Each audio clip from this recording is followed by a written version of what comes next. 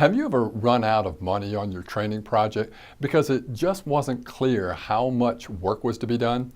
And as a result, you didn't budget for significant chunks of the project, or the deliverable got hung up in a never-ending review and edit cycle?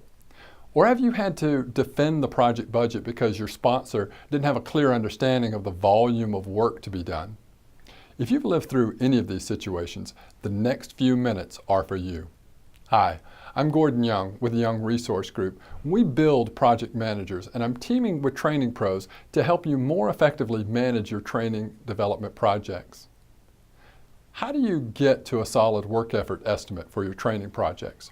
There are three commonly used approaches: top-down, parametric or industry standards, and bottom-up estimating. Tossing out a generic number based on the calendar, like it'll take 4 weeks, is called a top-down approach to estimating. Top-down estimates, often called SWAGs, are quick and easy to generate, yet they can be wildly inaccurate in reflecting the reality of the work. A more time-consuming but more accurate method of estimating is called bottom-up estimating. Here's how a bottoms-up approach to estimating might work on a typical training project. First, identify and list out all the one-time reference deliverables that will need to be created or used, such as job aids, reference materials, charts, templates, and standards, and estimate this work effort. You may also have a training project complex enough to require reference materials for the training itself, such as style guides or e-learning templates. These deliverables are completed at the very start of the project and are an input to and reference for the final training products that are being developed. Second, list out all the training project deliverables, which may vary based on the delivery methods your project is using. The important thing here is to simply list the deliverables that come into play so there won't be any missed deliverables down the road. This practice will also facilitate status reporting and resource reassignment should that become necessary. You're building a project puzzle, and each of the deliverables is an essential piece of that bigger, complete picture. Sticky notes are a great vehicle for capturing all the team's ideas about the deliverables that you'll need. If your contract stipulates an exact list of deliverables, you're golden. The chances are you'll have to brainstorm and pare down a list of training deliverables in your future. And I know this sounds like overkill, but taking the time to identify all the deliverables is the key to an accurate work estimate that enables all players. Third, add in separately project management time. You could use a certain number of hours per week or the industry standard of 3 to 5% of the project's total work effort, which is added as project management activity. Fourth and finally, add review time for your SMEs. A rule of thumb you can use here is 2 hours of review time per reviewer for each 1 hour of finished instruction.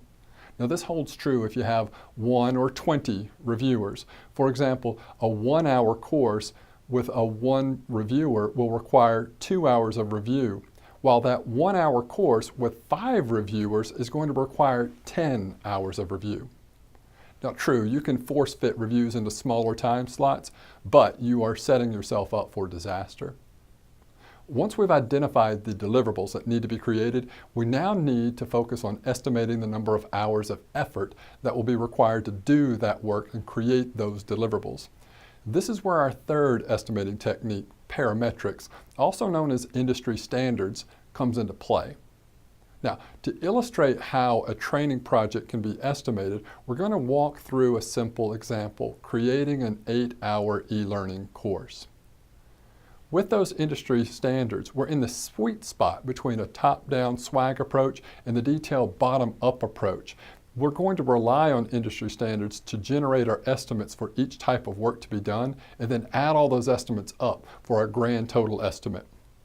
Using training industry standards, we may find that our estimating numbers shake out like this.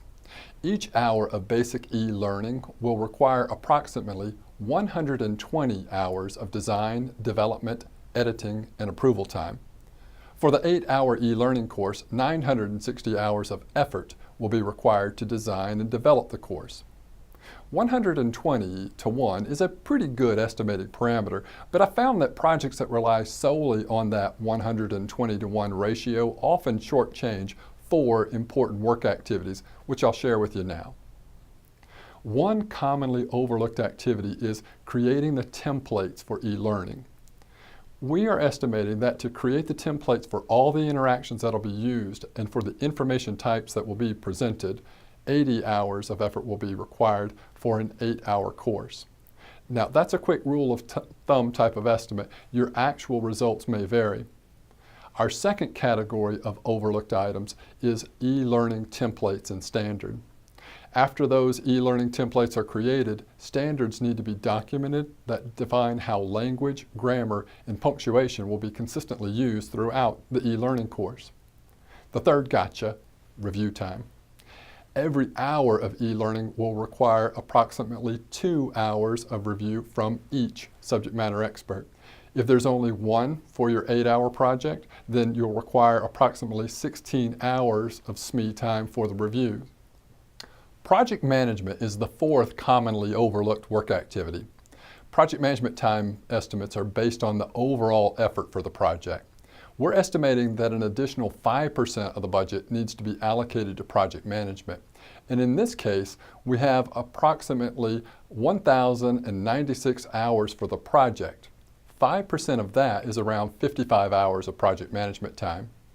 Adding those numbers up, we have the 960 hours for the direct work effort, 80 hours for the templates, 40 hours for the standards, 16 hours for the single SME review, and 55 hours for project management time, totaling 1,151 hours of work. If a cost estimate is needed for the project, using an average hourly rate of $100 per hour for all resources, we come up with an estimated cost for the project of $115,100. So let's look a little broader now. What about the other deliverables that you may be responsible for?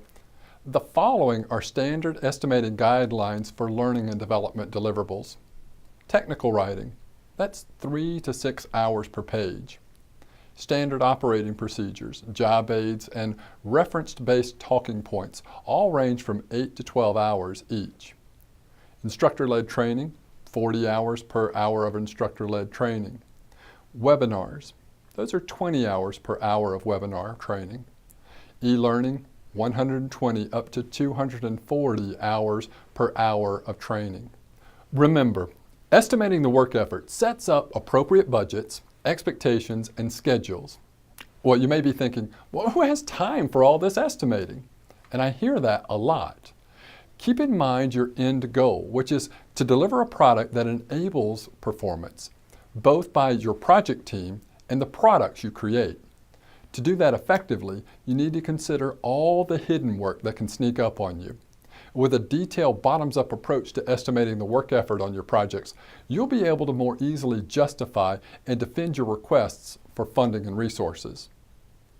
If you'd like your team to roll up their sleeves and do a comprehensive plan for your actual live projects you have to deliver, consider our workshop, Woodshedding Project Management, where you'll tailor the day to your needs, 1/2 day to several days, working through the details that matter on your real-world projects.